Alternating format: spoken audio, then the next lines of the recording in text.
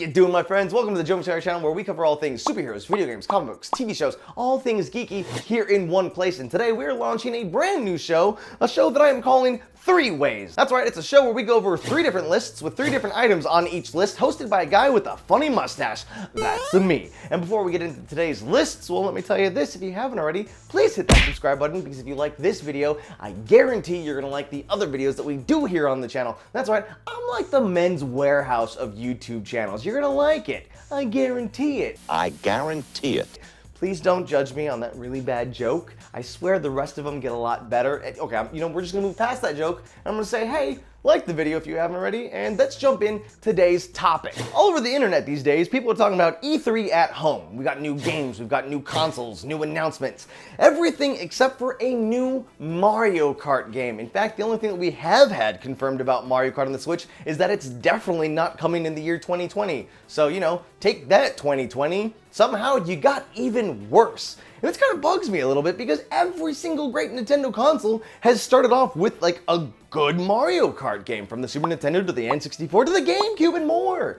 And yet on the Switch, all we got was a redo from the one on the Wii U. I say we deserve better. So what we're gonna do today is shout out into the internet to Nintendo's ears, and they shall hear us talk about 3 ways to make Mario Kart better on the Switch. So launching right into our first 3 ways here, we're gonna start off with adding a second character to the cart. That's right, we're going back to Double Dash on the GameCube. Now, if you didn't play this one, in Double Dash, you actually had the opportunity to choose 2 different characters that would ride on one cart. And in fact, each character was able to hold their own item, and you had to switch between the characters to use those items. Yes, the 2 items in one cart has been implemented into future Mario Kart titles, but the fact that there were 2 different characters gave it some diversity, it gave it some tactic, it gave it some style. And that's mainly because each character also had a unique item that was for that character or that class. And that's something that I would love to see back in these games. Put 2 people on a single cart, give them both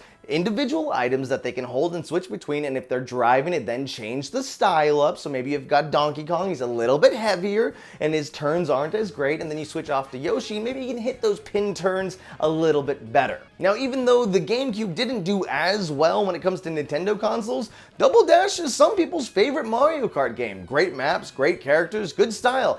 Bring that back onto the Switch. Something that we did see in the Wii U Mario Kart was actually in the form of DLC, where we got to see some crossover characters. Link actually was the first non-Mario character to make it into the world of Mario Kart. And I say on the Switch, do more of that. We know that Nintendo has a bunch of properties and they work really well together. Have you seen how many characters in Super Smash Bros? We'll take some of those characters and put them in Mario Kart. I want to see Link there. I want to see Samus. Oh, I want to see a Samus where it flies around in her own spaceship. That'd be pretty cool. If you look back on the Wii U version of Mario Kart, there's like 3 different versions of Mario. We don't need to repeat all these different characters 4 or 5 different times when Nintendo has a huge library of characters that they can pluck from other games and put them in nice little carts and then send them down a crazy track. Give us some more crossover, baby! And the last way to make Mario Kart better on the Switch is to actually dial things back a little bit. And I'm saying we go real simple here. Take out all the items, take out all the slingshotting, and give us a no items mode where 2 people or more can come together to see who is the better Mario Kart racer. This is your final destination no items of Mario Kart. It's just you and the road. How good are you at driving? Can you make those turns? Can you hit all the different boosts? You can't survive on a red shell at the last second and get a win. No items, get rid of them. Let's see who can race, baby. Now that we have one list done, let's go to our second 3 ways list, where we are staying on theme but changing up the topic. Now we're looking at 3 ways Mario Kart ruined some friendships. First being making your friend play with the Wiimote controller. Where you had the nice Pro controller, you gave them a Wiimote controller. Now everyone knows, being the Luigi to someone's Mario, sometimes you get the crappier controller. We understand that. But where the real problems came, where the real argument started, wasn't the fact that you gave them the cruddy controller, it's the fact that you made fun of them for losing after you won with the clearly better controller. God damn it, Lasercorn, give me a real controller and I can beat you next time. Okay, maybe a little too personal, but you get where I'm coming from. Now, we talked about Double Dash and some things that we want implemented to the new game, but Now let's look at one of the things that actually caused a few problems. In Double Dash, you can actually do a co-op race where it was you and a second person on the same car, and the person that was driving controlled where you were going, of course, and the person that was in the back of the cart controlled the items. And one thing that 100% would cause a fight every single time was if the person in the front didn't actually switch with the second person, so they got a chance to play. And especially if you're just like stuck in first place doing great, and the person in the back is just getting banana after banana after, ooh, look, a green shell, something different, yay. You had to switch, you had to tag out, you had to let your friend have a chance. If not, things would get hairier than Donkey Kong's backside. And finally, the thing that actually got me grounded twice in my life. Throwing a spiny shell at first place when you have no chance in coming in first place. That's right, as a child, I'd be sitting there in 8th place like, oh, I can do it, I can do it. And then I'd get my little item, it's like, and because I'm in 8th place, I get better items. Here's the spiny shell, my dad in first place doing great. I'm like, hey, I have an item, cool. Toss it, and it flies off, hits him, and then he loses his first place, and I'm still stuck in 8th place. Grounded twice for this. Now, yes, it didn't really ruin a friendship, but you know, me and my dad, we're pals.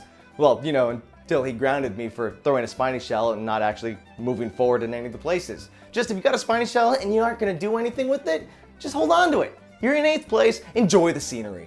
And finally, here on 3 Ways, we take a look at our last list. Again, same theme, different topic. In this case, we look at 3 ways Mario would definitely get ticketed if he took the same tactics from Mario Kart and did them in real life. First off, any person in production knows that if you're gonna be filming outdoors, you need to have a permit or you're gonna get yourself a hefty little fine. And Lakido, flying around on his little cloud with a little camera on a fishing pole, looks adorable and all, but let me tell you, someone in the city sees that you're filming in the streets and you are not getting it permitted, boom, ticketed. That's a big fine. Mario, what's he gonna do? Collect some gold coins? Those gold coins are worth like 1 cent each. I actually don't know the currency exchange between Mario coins and real life money, but I'm gonna say not good enough to pay this fine. And then you've got green shell warfare violates not only highway laws, but animal protection laws. You start throwing around turtle shells and someone's gonna be like, yo, PETA, get this guy. And finally, how Mario's gonna get ticketed by taking his antics from Mario Kart to the real world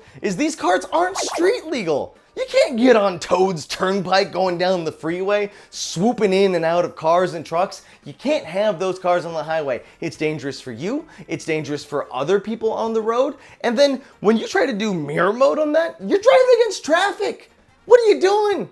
Not only do you deserve a ticket, you deserve to go to jail, mister. You cannot be driving like that in real life. That's our show today. That is 3 Ways. We looked at 3 different lists today with 3 different things on it, and I'm the guy with the funny mustache that hosted here for you. Now, I do want to do more of this show, so if you guys liked it, let me know in the comments below what other shows and topics we should do. Because if you're actually watching this portion of the video, that just means you're an actual fan here on the channel, and you like what you see. So I like what I see on the other side of this camera.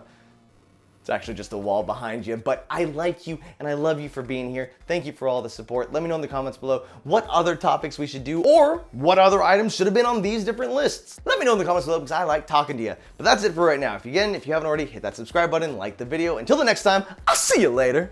Thank you so much for watching this video today. If you need some more Jovenshire in your life, we have 2 videos there on the right, and don't forget to subscribe because if you like this video, I guarantee you're gonna like the other stuff that we do here. And if you get a chance, go ahead and follow me on Twitter and Instagram because we create a lot of content there that doesn't always make it to YouTube. Go check it out.